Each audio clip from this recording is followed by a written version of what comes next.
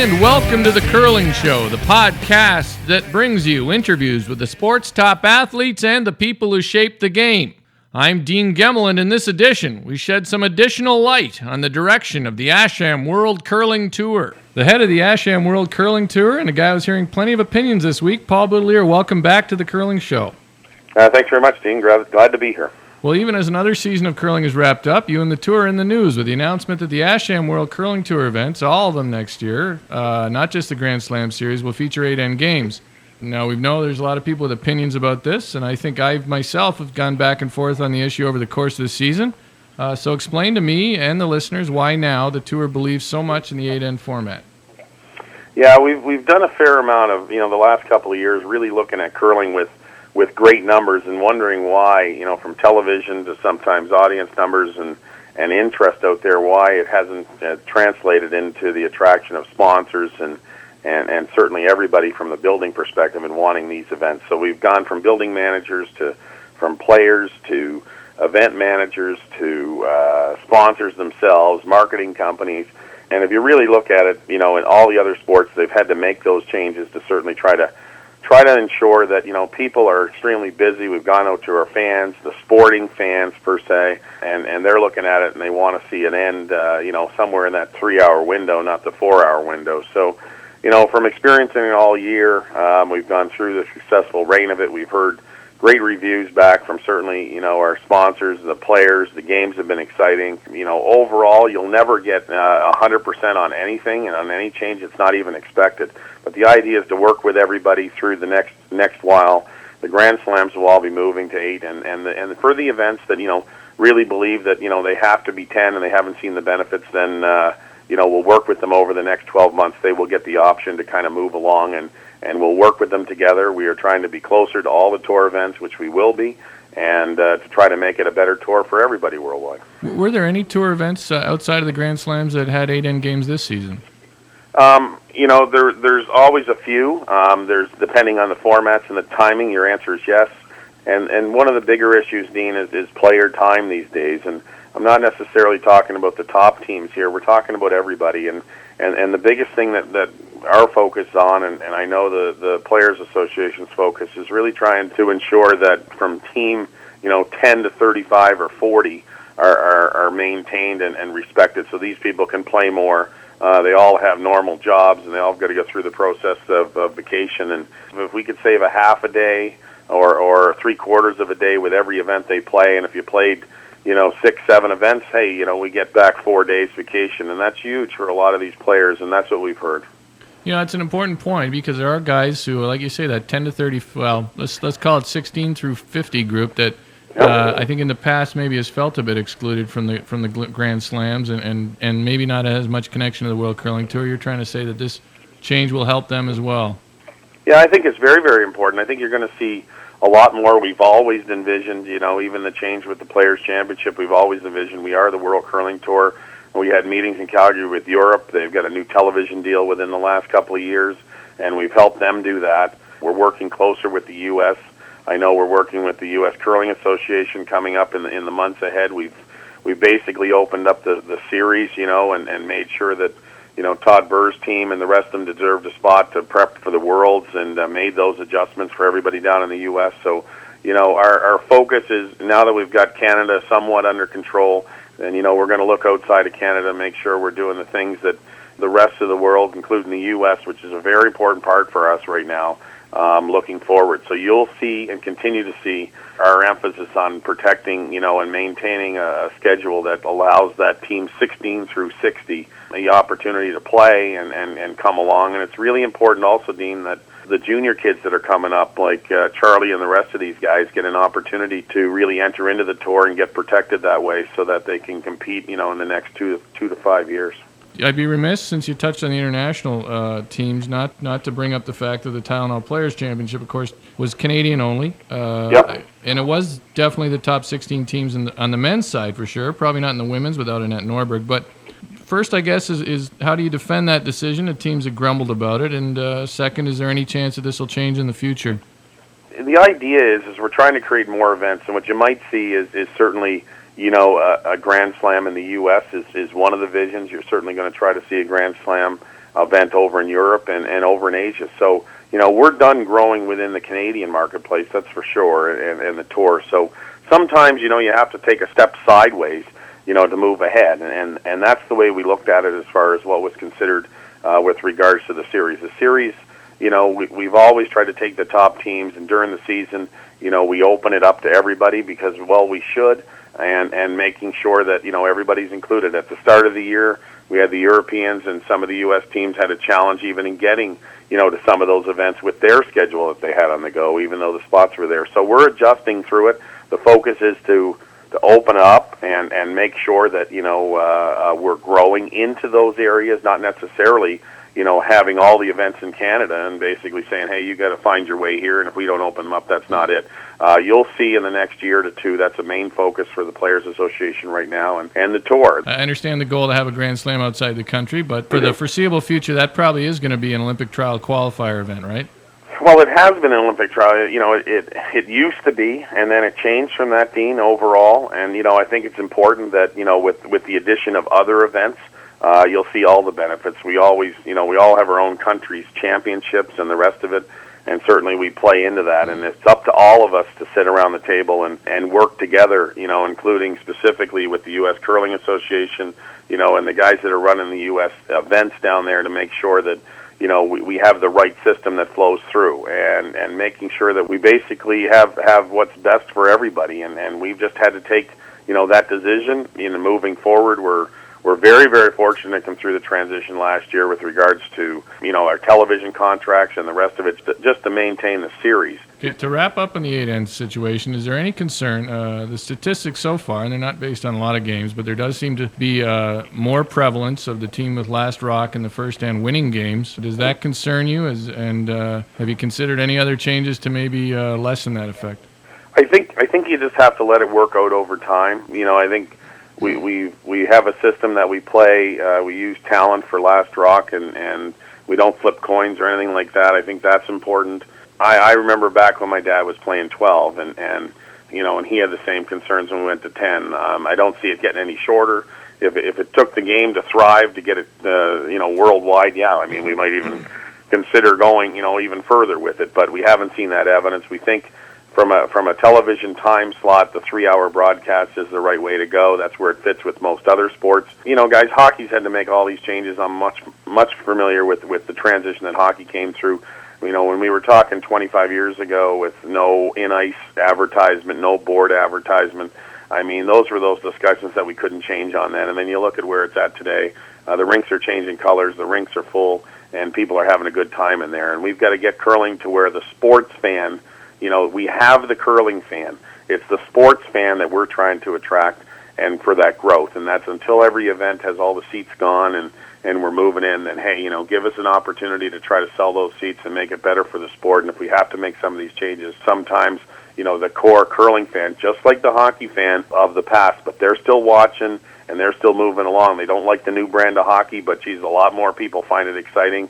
And, if the 8Ns are more exciting for the majority of the people in the sport is on a solider foundation worldwide, then, hey, it was a good move in the end. But we'll wait and see for the next few years to see if we can assess whether that was a good move or not. Personally, I don't mind seeing the tour with an 8N format and maybe playdowns in countries at 10 and seeing if there's, different teams do better in different formats. I don't think that's such a bad thing. I guess we'll see over time if anything like that happens. So. Yeah, Dean, you're right. I think overall from the people that we've talked to, and we try to get out and speak to, everybody that we can. I mean, there's only 365 days a year, but we're working on listening to everybody. Certainly all the emails that we get back, we answer and try to be the best that we can without a large staff. But I think, the biggest thing is we look at the Briar for a Canadian event and say, geez, that's our tradition. We look at the Scotties, that's our tradition. Be really careful on changing things like that as far as of growing into those traditional avenues that, have a ton of value in them.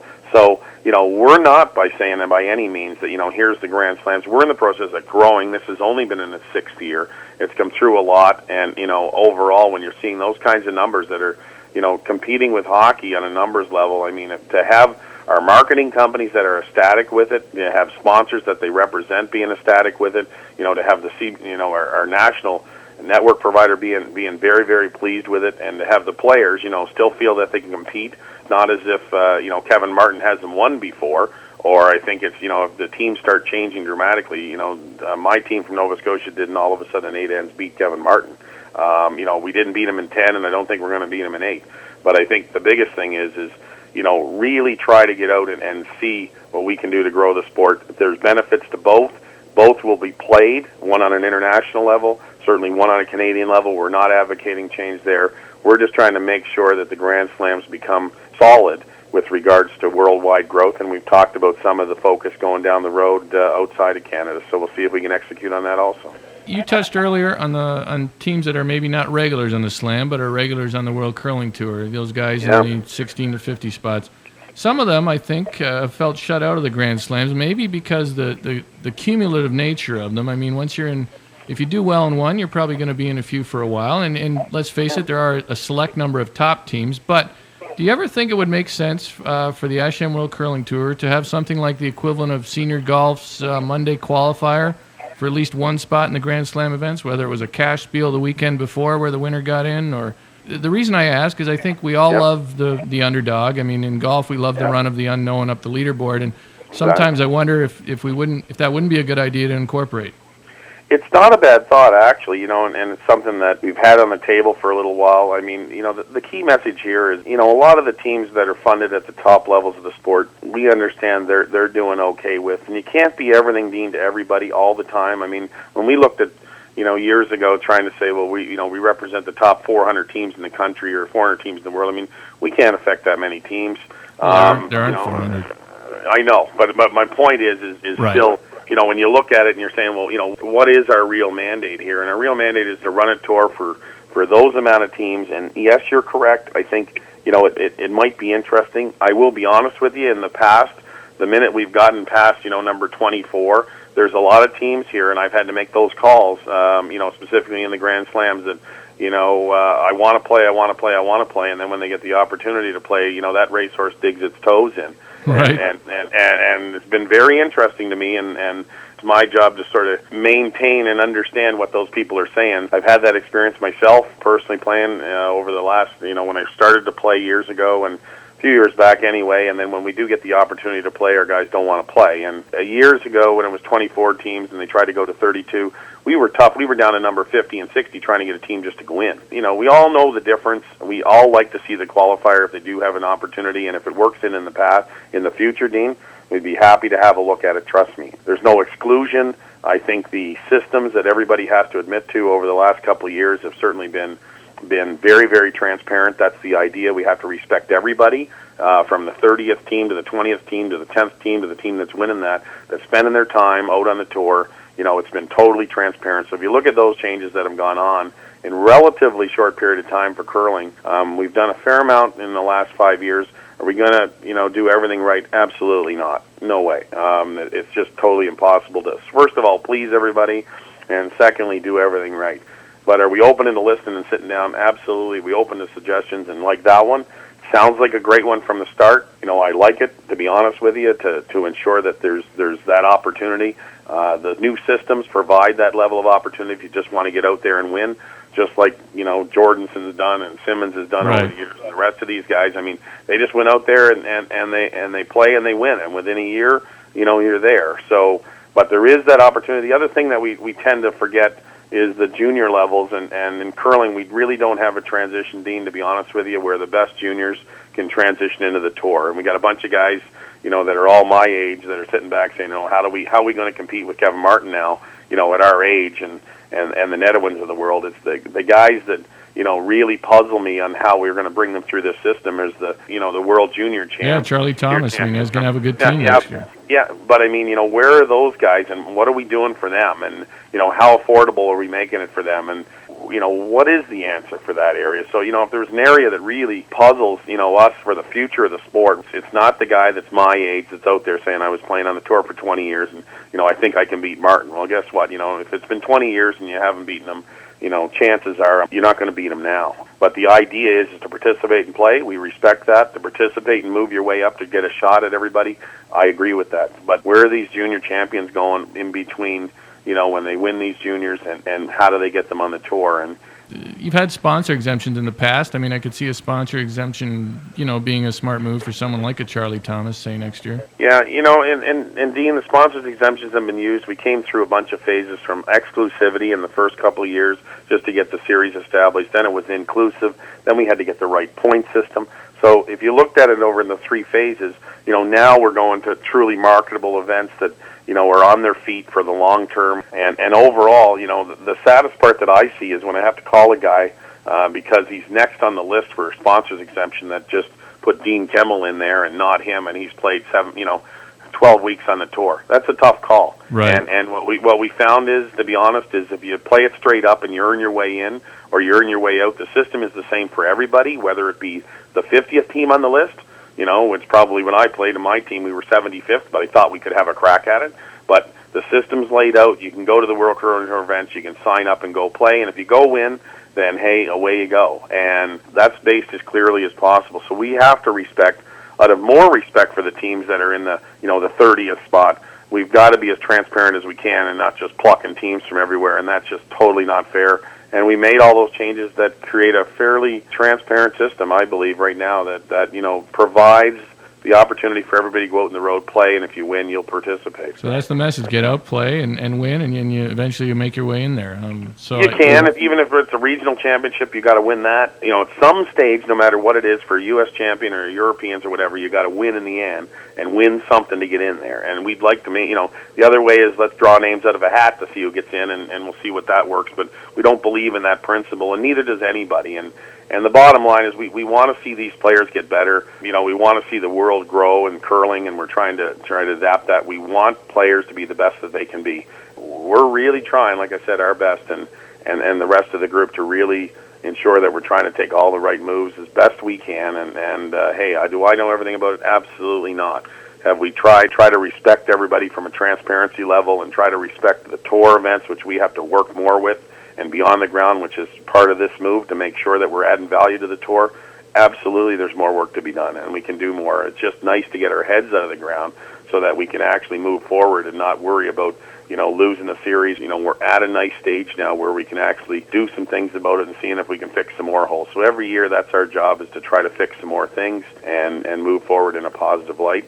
And I think it is good news that the Slam's on solid ground. I mean, there's a lot of naysayers out there. There's a lot of people who seem to think they'd like to see it do badly, and it's not in the interest of anybody. I don't quite understand that notion, but I've always been a big supporter. And one of the things is I'm talking about guys trying to get into the Slams, and I think in curling there may not be such a thing as an overnight success. I mean, even look at a guy like Joel Jordison. Well, he's been pounding away pretty hard in the circuit for a while. So, yeah, he got in, but he did have to put some time into it.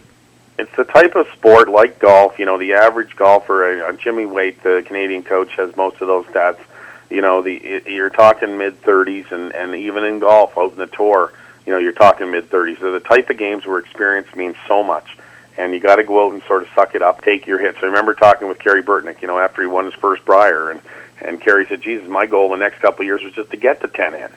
I couldn't even get to 10 ends. It was like, and here's a Brier champion. What do you mean by that? He couldn't get to 10 ends? What is? No, he couldn't. In the next 2 years, he told me, they were shaking hands before that because he couldn't get to 10 ends. So the key thing was for his time, after that, he was so young when he won his first Brier, and the rest of it, we were talking about experience, that, the goal for him was to get the 10. Right. But boy, he had to keep going out every week after week after week and go get it done. And amazingly, it's this great determination in types of athletes that go out and they get it done. Curling is hot now, and for McLaren, what people have to understand, for the McLaren group to stand up at our awards dinner, we can say, that they realize that the athletes are in great shape, everybody's putting all the time, it's an Olympic sport. I mean, curling is hot, and for us to get a McLaren that represents millions of dollars worldwide from a sports marketing spot to say that took 4 years of hard work, Dean. So, we're crossing huge barriers. There's other exciting news ahead, but boy, we were pretty satisfied with a group like that after saying, curling, forget it. It's not even close to that. And it's just the opposite's true, and that's what makes it so frustrating for everybody. But boy, we got to get positive. We got to get behind it. We got to continue to move with the other sports because of the fact that, hey, it's the entertainment dollar in these big markets, and it's about being cool. It's about being hot. Hey, how about the fact Scott Russell introduced the game last week? He sort of referred to the World Curling Tour as a league of sorts. It was sort of funny because he used CTRS points, but nonetheless, I did like that league aspect. Is that something you're going to try to continue in those CBC broadcasts?